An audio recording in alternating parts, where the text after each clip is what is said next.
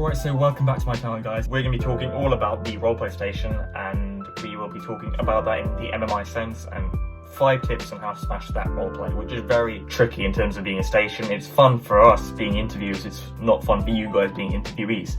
But it's a tricky station now, and I'll go through 5 tips on how to smash it. But quickly, if you could just take 5 seconds to smash the subscribe button down below here somewhere, it would be really helpful. So please do smash the subscribe button. We're nearly at 100 subscribers, and it would be super cool.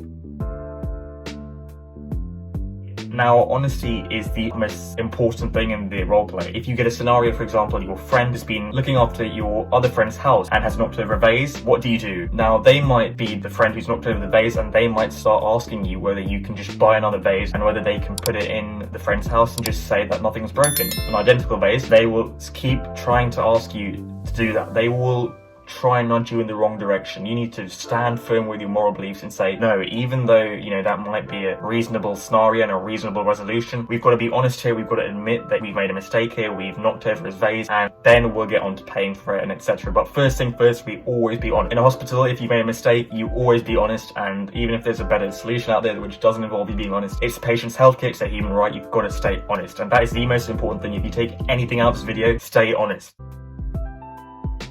Be empathetic. If you're being a hotel receptionist that has to cancel someone's appointment or stay at the hospital, if you're a receptionist at a dentist clinic, then you have to cancel someone's appointment. They will get angry, they might get annoyed, but just stay empathetic. Stay on their tone, stay on their level, don't talk down to them. Just, you know, say that you empathize with them, you understand what they're going through, and that's the best you can really do. If they stay angry to the end of the station, there's nothing wrong. That's probably how they made the interview to finish. In real life, it's likely the patient will be angry the whole way through. You're not going to magically turn them around. They're not going to do that. So in the interview, they won't do it like that. They'll most likely be angry the whole way through, but there's nothing wrong with that. You're going to have to deal with it. And if you've come out of the interview and they shouted at you and that's the last thing you heard, don't worry. That may just be how the station was made. That may just be how the situation or the roleplay was made to be.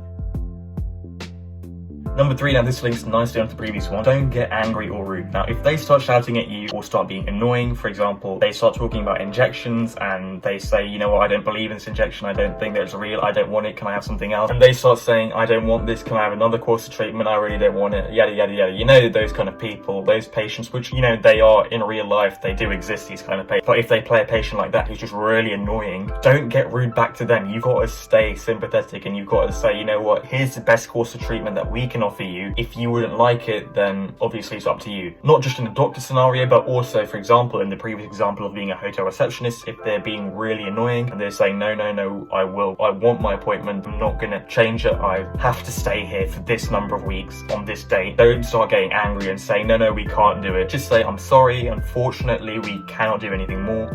We've just had an error in the system which has booked you with another customer who booked it earlier. So unfortunately, we can't allow you to stay in the room. Just stay honest, stay respectful, and it'll be fine. Number 4, maintain eye contact. Now, this is very important. In an interview, in roleplay especially, if you're telling someone bad news, or if you're telling someone something really annoying, just keep eye contact. Let them know that you're on their level, let them know that you're empathetic. The worst thing in the world is to have a doctor or a receptionist talking to you like this, and looking down there, looking away from you, not giving you any attention. It will make you feel really angry because, you know, you're sat there and they're not even giving attention to you. If you look them in the eye, not too intensely of course, but if you look them in the eye, you know, caringly enough, they'll be happy, and that at least takes something out of the situation.